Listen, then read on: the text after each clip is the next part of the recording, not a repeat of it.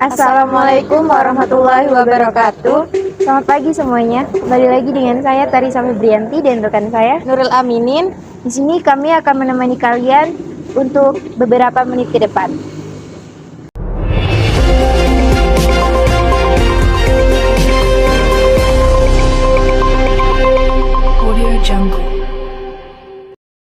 Karakter demokrasi di Indonesia. Secara umum, demokrasi ialah suatu bentuk pemerintahan di mana setiap warganya memiliki hak yang sama dalam pengambilan suatu keputusan yang tentunya akan berdampak kepada kehidupan rakyat. Demokrasi berarti kekuasaan tertinggi berada di tangan rakyat. Perkembangan demokrasi di Indonesia tidak terlepas dari sejarah perjuangan bangsa. Hal tersebut dapat dilihat dari lahir dan berkembangnya organisasi-organisasi kebangsaan seperti Budi Utomo, Serikat Islam, Indicepartis, dan lain-lain. Kemunculannya, maka tonggak demokrasi di Indonesia telah dimulai.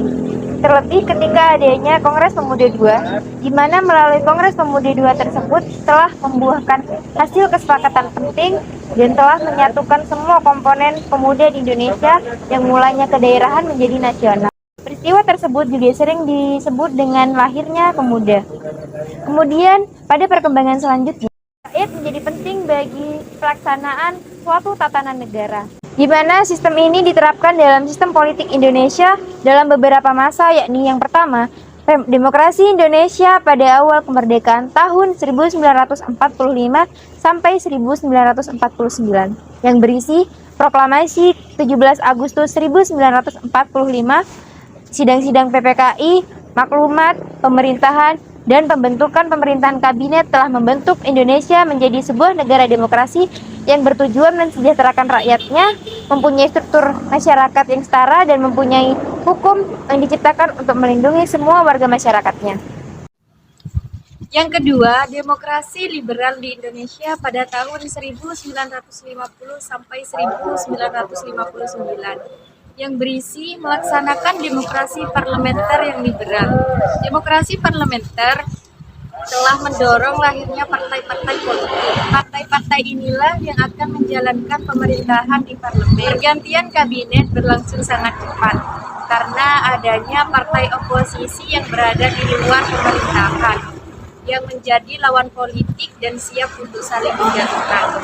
Yang ketiga, demokrasi terpimpin di Indonesia pada tahun 1959 sampai 1965 yang berisi demokrasi terpimpin adalah sistem demokrasi yang semua keputusan dan pemikiran terpusat kepada Presiden Soekarno dengan TNI AD dan PKI sebagai pendukung utama.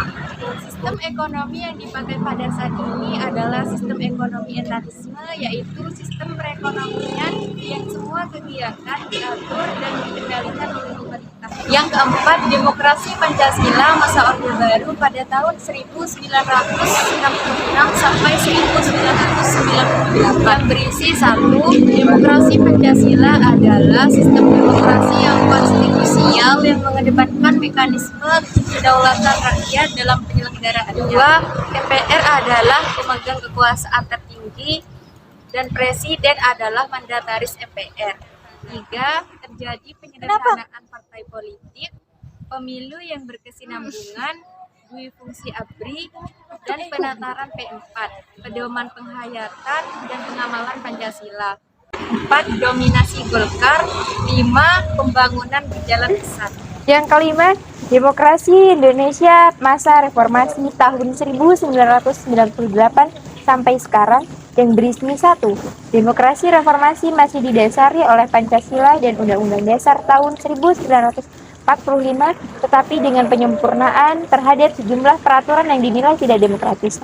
Kedua, penegasan fungsi dan tanggung jawab masing-masing lembaga negara. Yang ketiga, terjadi amandemen Undang-Undang Dasar tahun 1945. Yang keempat, pemilihan presiden secara langsung. Dan yang kelima, otonomi daerah. Hingga saat ini, pengaruh yang dihasilkan dari pelaksanaan demokrasi salah satunya ialah adanya kebebasan pendapat dari setiap komponen masyarakat. Hal ini dilakukan untuk kemajuan negara dan bangsa. Akar-akar demokrasi di Indonesia dimulai ketika lahirnya organisasi-organisasi kebangsaan hingga saat ini, di mana kekuasaan tertinggi berada di tangan rakyat. dan pengaruh dari demokrasi salah satunya ialah kebebasan berpendapat rakyat. Sekian pemberitahuan dari kami tentang akar-akar demokrasi di Indonesia. Sampai jumpa. Wassalamualaikum warahmatullahi wabarakatuh.